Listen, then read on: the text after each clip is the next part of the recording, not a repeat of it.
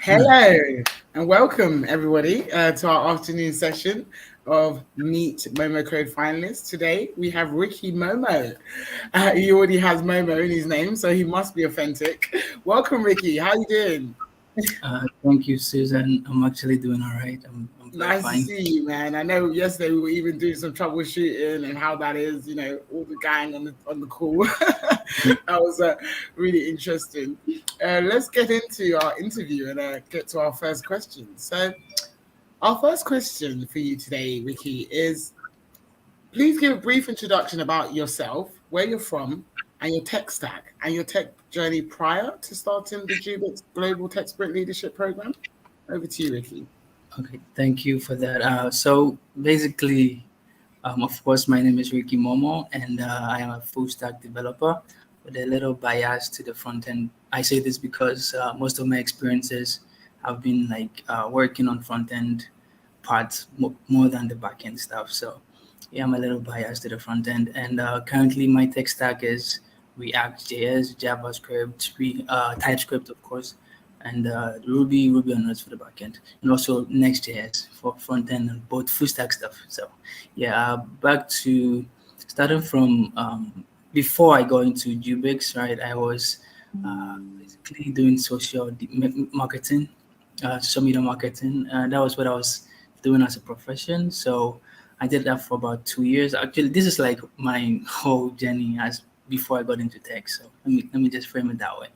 So I was in the sales and marketing industry, and I was basically doing marketing stuff, talking to people, buying and selling stuff. So during that, I was quite, I felt bored actually, to be honest. I did that for about 2 years, so I felt bored because there's the adventure in me was like, there's more to this. You can do better than this. And before that, I already had passion for coding, and I had already started to learn coding on the side myself.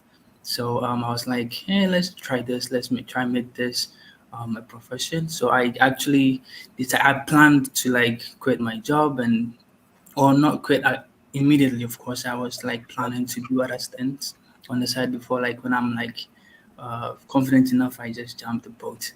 So yeah, that was when I was doing a lot of like studies on tech stuff, how to get in, what to do, what to learn, and I found out there was like a lot of things that I should know, and I was like, how do I do this? I can't.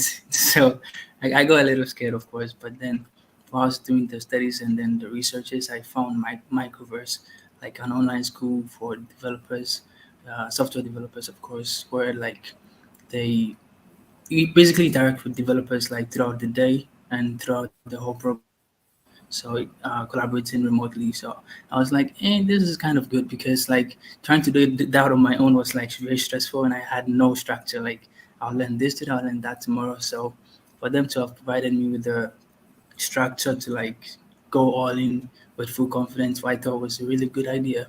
So I jumped the boat on that, and I actually quit my job because the program was a full time, and I couldn't do that with my job. So that was when I jumped the boat, and then I started doing that. And while I was in the program, I think the second module, Susan met me on LinkedIn, and yeah, that was where the whole journey began. We started talking, and she introduced me to about this program and that it was gonna help. And I was like, I was actually skeptical because I've had people like message me about opportunities a lot on my LinkedIn. So I was like, let me just ignore this one, maybe wait for the next one. So I actually got interactive, and then I was like, yeah, I'm interested. So we started the whole program, and yeah, a year after, here I am.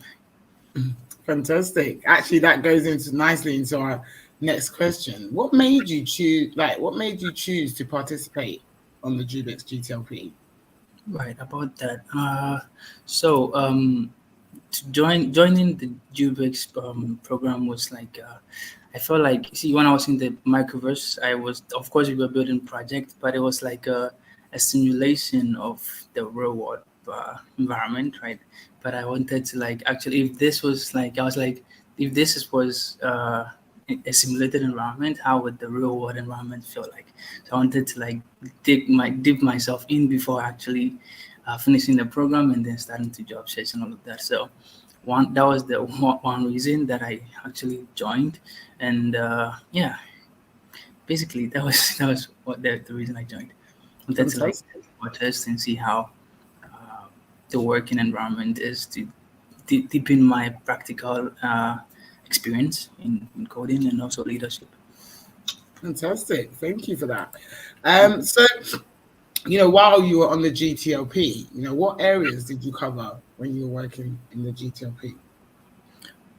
So I was on the front end team.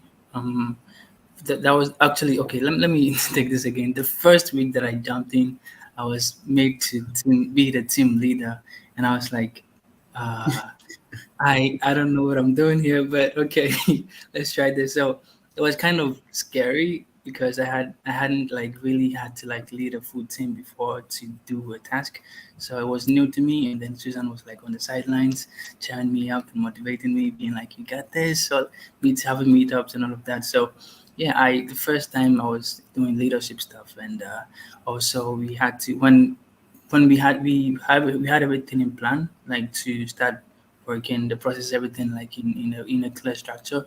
I was also helping giving advice to the design. I think yeah, we were doing some design stuff. So in Figma, so we would actually join a meeting, and then the designers would do their thing, of course, and then we would have to like give feedback on how it was, and also front end coding. So when we started to like transform the Figma designs and everything into the coding part, then I was in the team coding and doing the thing that I love to do most. So So when you actually joined, I think it was just you and Caleb at the time. So it was yes, just yes, kind of like, two two people just working together, peer to peer. And yeah. then maybe we had another person and another person joined, and then there was a flurry, right, of It people was that all of a joined. sudden there were like a lot of It was like 19, 19 exactly. Momo coders that joined. How did you find that? Being from like a very small team to now, a very a gigantic team where you obviously, like you said, you had to lead and you had to give direction. Yeah. So as I said, it was quite intimidating the first time, but when I was doing it, it felt natural and seeing a lot of faces. I was used to seeing a lot of faces, but to lead them was a different thing. So I had to Yes. like really learn new things, and Susan was there on the sideline all the time. So yeah, it was intimidating. It was fun. It was quite an experience actually. Fantastic. Thank you for that. So that leads me into my next question. I know I added some questions just to kind of make it more dynamic because we've been having these interviews for the last week or so, and I just wanted to give it, a few more added questions to give more content. So, do you think front end development is important for a user's experience? Yes, to be honest, I would say it's actually very critical to having the product because like it has to do with the user interactivity and then the design. So to have a product out there and having it to solve a problem is one thing, and also having people enjoy using it is also another thing. So it could be a very great like solution, but if they don't enjoy using it, I don't think they would want to come back. So you have to like have them like easing and like beautiful aesthetics and designs, and then the interactivity is like planned to like keep them coming back. So yeah, if for example, if Instagram was like had a really crappy UI, I don't think people would want to use it. So Yeah, absolutely. I think Instagram, they had an update sometime last year, and everyone was like, "What is going on?" Because they wanted to be more like TikTok, right? So right. it was more about the reels than the actual posting. And everyone was like, "No, no, no, we don't like this. We're seeing random reels from random people that we do not follow." So yeah, it's very important to understand your customer, right? Because your Yeah. customers come into your platform for your functionality, the way your platform works. So understanding your customer is very important. So do front end developers need a dedicated team to manage the development process? Yes, they do actually. So if the project is small and the company is like very small and there's not a lot of things to do, like a couple of developers say 2 3 can actually facilitate the whole process, but as the project gets bigger and bigger, it becomes like it becomes a burden. So it will be advisable to have a dedicated team to foresee the processes, and like have somebody up there who like oversees everything, making sure the developers individually are doing their task and delivering on their deadlines, basically. So it's very Absolutely. So, like Scrum Master, obviously, coordinators, these are all perfect. important people to actually facilitate the timescales and the deadlines, right? Perfect, yes. Fantastic. I wanted to I want to go back a bit. So, I wanted to touch more about, your family history and what influence that had, on you choosing the technology industry. Okay, so coming to my family. Okay, so a little about my family. My family is a family of seven, including my mom and dad. So 5 kids. I'm the third, and everybody's like doing their own thing, of course. And coming when it comes to tech, my family didn't really influence me a lot, or career wise. It was only my dad that was saying something about me being see, that is what he did, mechanical engineering. But I'm like, that's not what I really want to do. So, yeah, but he didn't actually like force me to do one thing. There's this flexibility. They kind of believe in your decisions and what do you want to do, like what do you love to do, and I think that goes a long way, because if you don't love what you do, you won't actually be good at it. So yeah, there is this flexibility of choosing your own path, and as long as they have like a full overview of what you are doing and put the potential benefits, I think they are actually good with that. So they didn't really influence me a lot to join tech. Joining tech was basically my own interest and my my own passion and interest, researches and discoveries along coming to like see how life is, and picking hobbies from 1 to 2 and dropping them. And then tech was like, it was first a hobby and then became something like I'm gonna die for. So Fantastic, fantastic. I wanted to find out, in terms of like your location, has that, stopped, you from, getting opportunities around the world, because now everybody would like to work remote, but there's actually some jobs that still require you to actually work within the company. I mean, is there been any barriers to, opportunities based on your location? that is a very critical question. Actually, yes, it's a big yes. There are a lot of companies. Most of the companies, we say remote is out there, right? But most of the companies aren't really in buying that yet. It's there are companies that buy into the idea of remote work, like totally remote. Like you don't have to come to the site to do anything, just stay home. And there are a few companies, and they are growing as the day goes by. But there are also other companies that are like stuck um, in the come to the work on premise stuff. So if you try to, especially for my location, if you try to like apply to jobs outside of I'm in Ghana. So if you're applying for jobs outside of Ghana, and especially when the time zone shifts a little bit, they kind of we don't want to do that. So yeah, but there are also opportunities to let you work on. Actually, my current job as a technical support engineer with Microverse, it's totally remote. I stay home and work remotely. So kudos to those embracing this new like paradigm shift. So, and I hope as we go, it's gonna pick up. It's already picking up, but I wish it was much faster. Yes, exactly. So you like the adoption, obviously, of remote work to be, more scalable. Yeah, So obviously, it kind of creates more opportunities for obviously people in Africa and around the world. Yeah. yeah, and productivity actually increases because like you wake up right, you don't have to deal with commuting to work and traffic, and you basically have like a time box. This time I'm doing work, and it makes you a lot more productive. I think from my experiences. I love that. I love that. So let's go into the next question. So while you were on the GTLP, what resources were you provided? I mean, were there mentors, advisors, information? Did you have any platforms that you used while you were on the GTLP?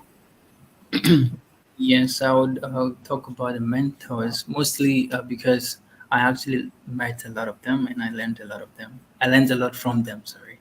So the mentors would come in and out in sessions and they would kind of provide like what I call pure gold knowledge being so the thing is I had since I was like in the first early stage of my career I was kind of in here and they were like out there so they kind of gave me a lot of information to like really think not only think about writing code but also the business aspect of it and like what is going on out there in other industries and other countries all of that so it actually I love that aspect of that. And the thing is, when they talk right on the sessions, and you have any kind of question, not particularly related to what they do, but if they actually have like, of course, they have life experiences and they have a lot of experiences, so they can actually they were actually able to like uh, gather like good feedback and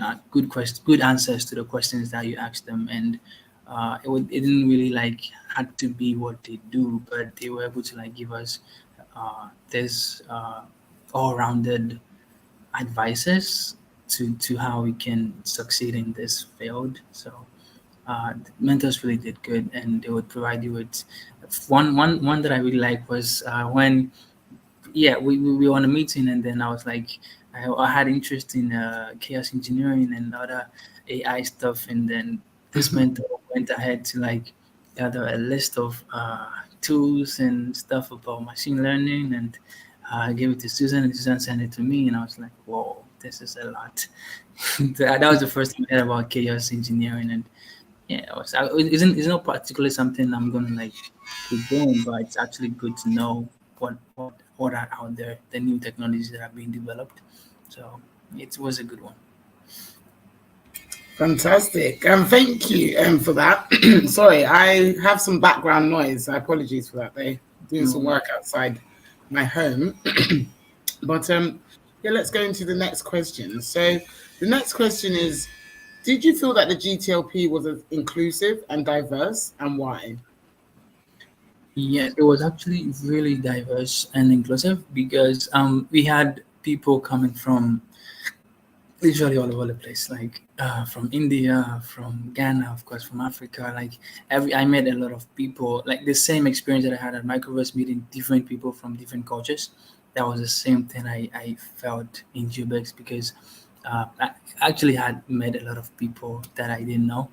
Uh, I really met people from Microverse, but others I had no idea, and it was good. Like young, my age, older than me, black, white.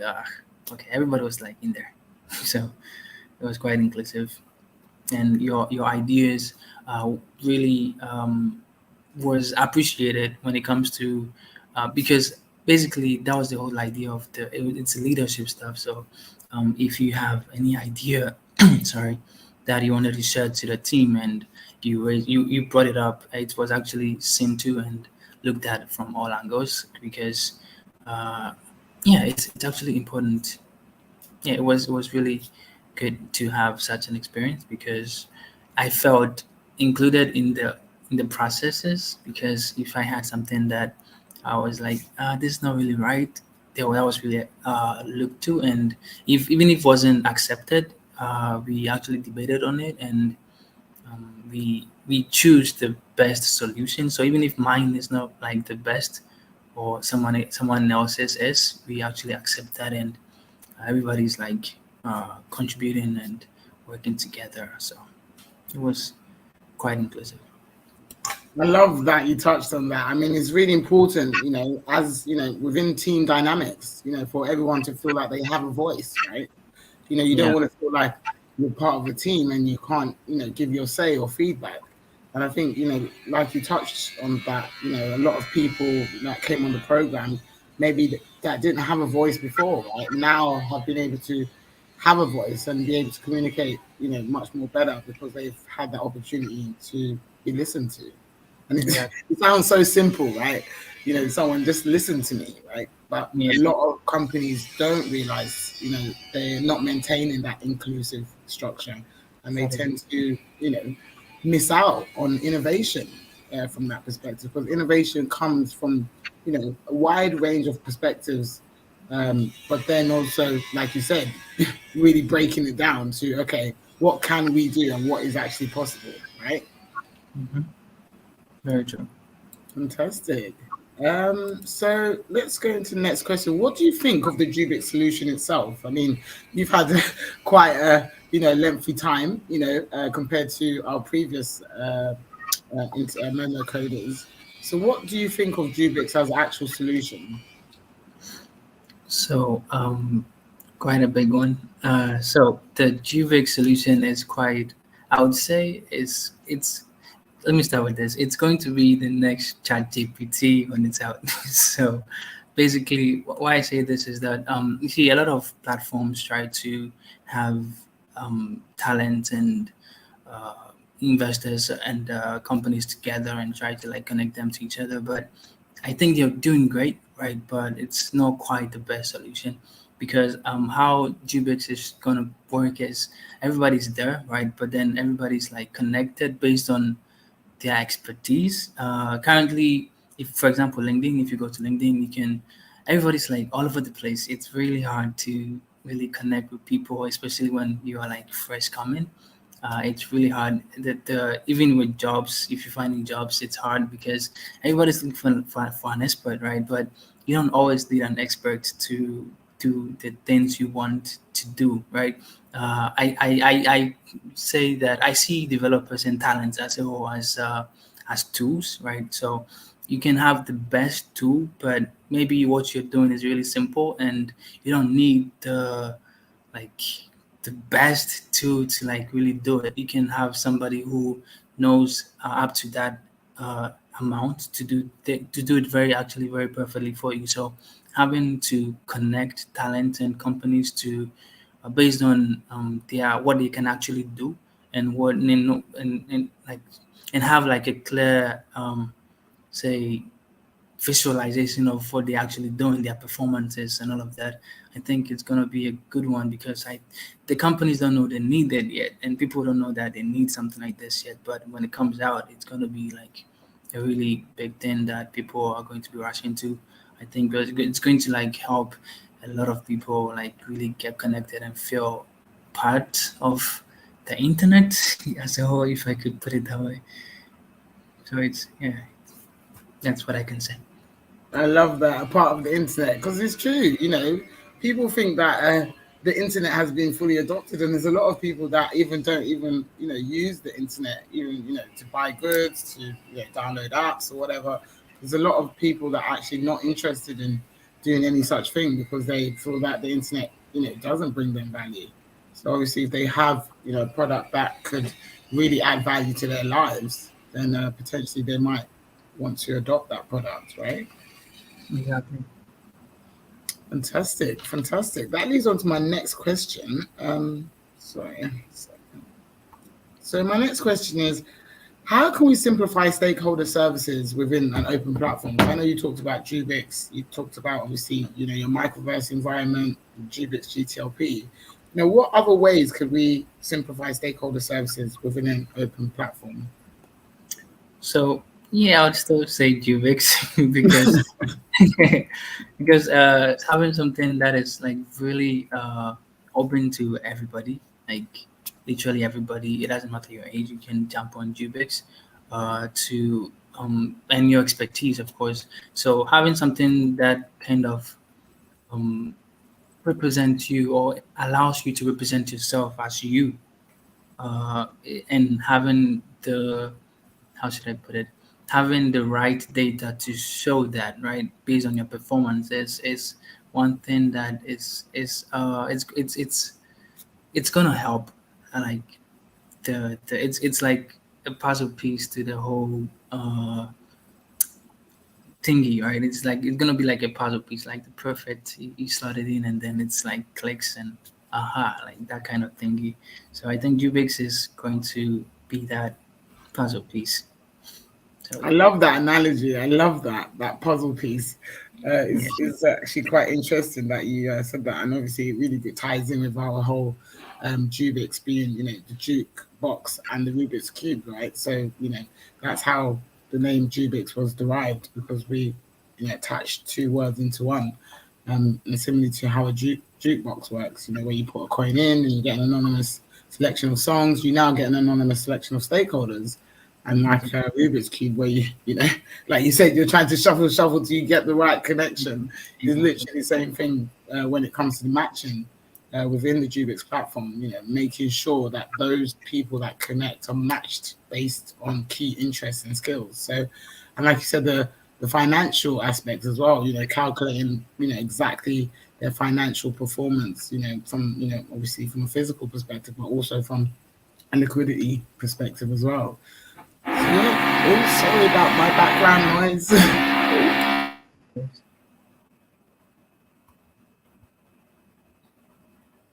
Sorry about that. No worries. So that goes into my next question. What have you been involved in since completing the JUUBIX GTLP? Since you completed it, I know that you've, still, because you're one of our outstanding finalists, someone that's gone, way beyond to support the JUUBIX solution. But in terms of, when you complete the program, what other projects or other things have you been involved in? So I've been, of course, working as technical support engineer. That is the first one. And apart from that, I've actually also been looking into freelancing a lot, trying to in personal projects. I have this tiny. Should I use tiny, but edge for entrepreneurship. So I'm kind of having this side fun project that it's going on, and yeah, basically jumping on projects to projects, trying to like basically expand my. I want to be able to say that, like, say 2 3 years from now, to be able to say I did that then. So that is the journey I'm trying to do, trying to build a lot of solutions for fun and also for work also. So this is what I've been actually doing since I I jumped out of the JUUBIX program. Fantastic. And in terms of emerging technologies, what key emerging technologies are you interested in, Ricky, yourself? Like, is there any key technologies that you are really like advocating for, or you really keen to know more about? Yeah, so this AI thingy, everybody's talking about AI and ChatGPT, of course, but I think there's more to it than what we actually have. This is like really early stages, and actually, I've had interest in machine learning. Typically, though I've not like jumped to like really do stuff in there yet, but it's like a side interest that I have, and I think it's really going to. There's a lot that is going to change because of AI, how we work together, how we interact with each other. There's a lot jobs are going to be taken over, of course, but yeah, I'm actually looking to explore the lands of AI and machine learning in the nearest future. So I would love to leave a mark in that part of industry, if I could say. Fantastic. Fantastic. Obviously, most of our interview, our Momo finalists have touched on AI and blockchain. So there's definitely a keen interest in that respect. So in terms of any insight, is there any insights you would like to share with up and coming aspiring software developers? Similar to you where you started. What would your advice be to them, or what would the insights that you would give them so they are more knowledgeable when they step into this arena? This is quite sensitive because Oh, yeah, but I have been at the very beginning, and I actually when you're coming into tech or you're trying to find the part for you to jump on, be it full stack or whatever you want to do, it's actually quite intimidating because you see a lot of people on the internet like these professionals. And some people are even your age mates and they're like doing great stuff and you're like, can I really do it? can I do it? I don't feel like I can do it. Like that kind of self-rejection, I believe is one thing that you should like drop like right now, because you don't know you can do something until you actually do it. And there's this quote: the answer is always a no until you actually try it. So when you try, you kind of mess with the odds, and most of the times the odds are on your favor. You just don't know that. So I would say just jump in, drop all the fears, and you would actually do better than you think you would do, because there's this explorer in you. I had it, and I know you have it too, because you want to join tech. Of course, you want to like explore your you want to know your limits. It's then just jump the boat. It's you would feel great in the end, and you would question yourself why I didn't do it earlier. Like I think you should jump the boat right now. Keep learning, keep improving every day. Yeah, that's mostly it. Yeah, don't stop learning, because the minute you stop learning, you start to drop. So keep learning, keep learning. Thank you for that, Ricky. I mean, I think you touched on imposter syndrome. So, obviously thinking that, you're not worthy, you're not, capable, because, everyone is at different stages, right? But actually to know that, people are different stages means that you can get to that stage, because they also were at your stage, right? So for them to get to, even when people think about Google and they think about Facebook, they're like, oh my God, like these people are really up there. But actually they were the little small business before too, they were, the little small egg and that grew into a big tree. So it's just similar to what you just said about, always improving, always learning, always continuously to take it in your stride and keep going at it. So yeah, thank you for that. That moves us nicely into our last question, but I think a very important question. Do you see yourself as a future leader, and why? Yes, I do. I do. It's a really big yes. Why? There are a lot of reasons, because I joined JUUBIX, but of course, being in this environment has really taught me to like go out of um, my boundaries, even if I don't want to. So I've actually, as I said previously, I have this sense for entrepreneurship. So there are, I know that I'm going to keep doing this, what I was doing at JUUBIX, leading and building solutions, even if it's outside of JUUBIX. I'm still going to be doing that, because uh, there are a lot of problems in this world, and I think they also need solutions, and there are only a few people that can actually build solutions. I'm lying a lot, just sarcasm there. But anyway, we all have to like try to build solutions to help people make an impact. I've always loved to make an impact, and the things that I do, I wish or hope that they actually impact somebody's life or an aspect of their life. So I'll keep doing what I'm doing, and what I did, and what I'm doing right now, and I'm not stopping until like I can actually say that I've actually left a lot of um, marks on these people's life and companies as a whole. I think you're muted. That's so inspiring, Ricky, what you just said. You want to make an impact, and to have a leader that says he wants to make an impact, that is very crucial, right? We don't just want a leader that just wants money and loads of money. We want people that want to make an impact in the world and create a change. So really, thanks for that. So just to finish off our interview today, what would be your final remarks? You know, going away from this interview today, what would be your final? I don't know if it's a quote or anything that comes to mind that you want to share with our audience. What would be your final remarks, Ricky? That would be to start now and look back 2 years from now. Just start, right? Whatever you want to start, like you want to build the next big thing, you want to learn HTML, you want to learn, no matter how big you think it is, just start now and then look back in 2, 3 years from now, and you would be really proud of what you actually did. Thank you so much. Thank you so much, Ricky. So really appreciate you taking time out of your afternoon to come and join us today on the session. And thank you to our audience and our attendees for listening to our interview today. Have a nice rest of your afternoon, and take care, everybody. Thank you, Ricky. Take care. See you, everybody. Thank you. Bye, everybody.